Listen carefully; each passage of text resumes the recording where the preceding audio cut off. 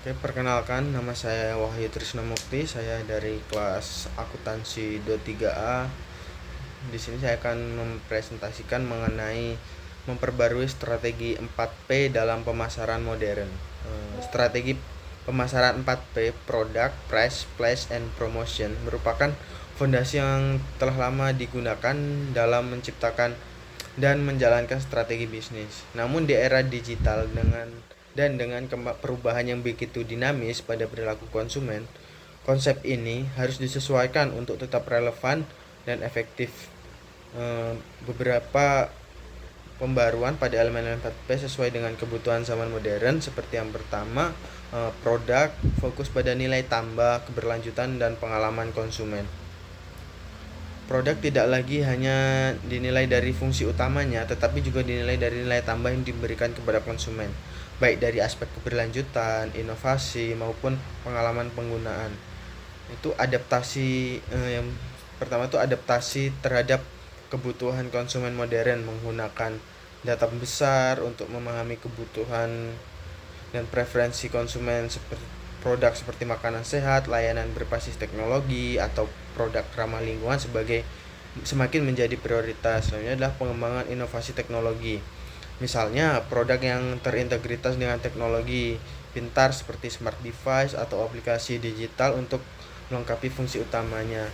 Selanjutnya adalah personalisasi, memberikan pengalaman yang lebih mendalam melalui produk yang bisa disesuaikan seperti layanan streaming yang merekomendasikan konten berdasarkan preferensi pengguna. Selanjutnya ada keberlanjutan sebagai nilai jual utama. Konsumen saat ini lebih peduli pada dampak lingkungan, seperti contohnya itu kemasan biodegradable atau produk yang mendukung ekonomi sirkular. Selanjutnya ada price, harga, transportasi, fleksibilitas, dan nilai jangka panjangnya. Harga bukan hanya angka tetapi juga mencerminkan nilai yang diterima konsumen. Konsumen modern cenderung mempertimbangkan nilai emosional, pengalaman, dan keberlanjutan dari produk tersebut. Yang pertama tuh harga dinamis dan berbasis data, menggunakan teknologi yang menetapkan harga yang relevan secara real time, contohnya seperti tiket pesawat yang harganya berubah berdasarkan permintaan atau musim. Selanjutnya ada transportasi dalam penetapan harga, memberikan penjelasan terbuka tentang komponen harga seperti biaya produksi atau donasi sosial. Selanjutnya ada fleksibilitas pembayaran.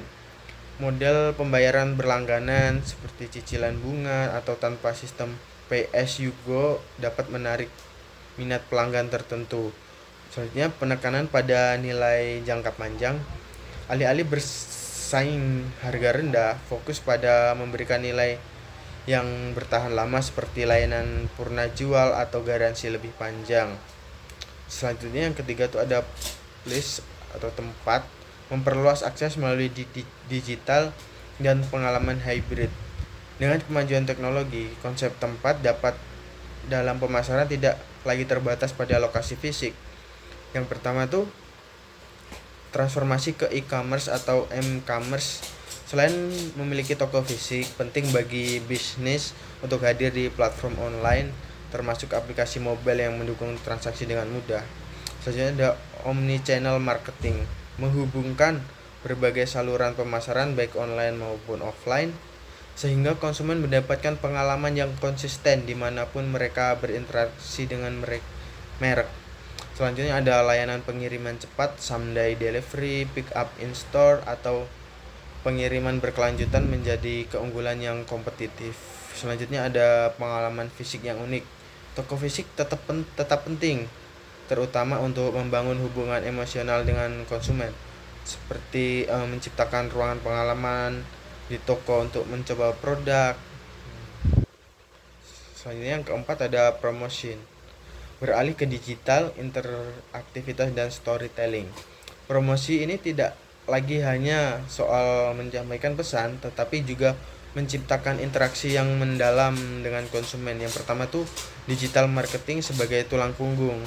Media sosial, CEO, pemasaran influencer, dan iklan berbasis data menjadi kunci utama dalam menjangkau audiens yang lebih luas. Selanjutnya ada interaksi langsung dengan teknologi. seperti live streaming, webinar, atau sesi tanya di media sosial, membantu membangun hubungan personal dengan konsumen. Selanjutnya ada storytelling yang autentik. Konsumen ingin tahu cerita di balik produk atau merek. Cerita yang menyentuh, autentik, dan relevan dapat meningkatkan keterhubungan emosional.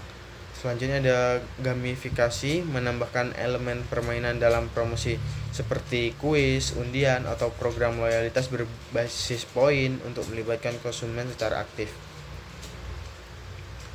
Dimensi tambahan dalam 4P.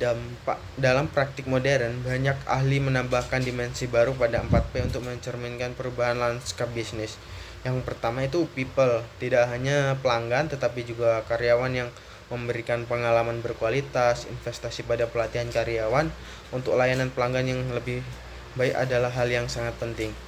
Selanjutnya adalah proses, efisiensi operasional untuk memberikan pengalaman tanpa hambatan kepada konsumen seperti proses pemesanan online yang cepat dan mudah.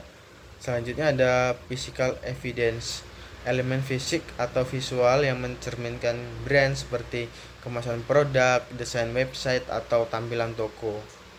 Jadi kesimpulannya dari materi ini adalah memperbarui strategi 4P berarti itu menyesuaikan setiap elemen dengan perkembangan zaman saat ini, teknologi dan kebutuhan konsumen.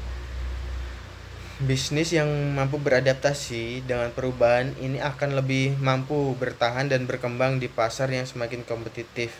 Strategi ini bukan hanya tentang menjual, tetapi juga menciptakan hubungan jangka panjang dengan konsumen melalui inovasi, nilai tambah, dan pengalaman yang berkesan.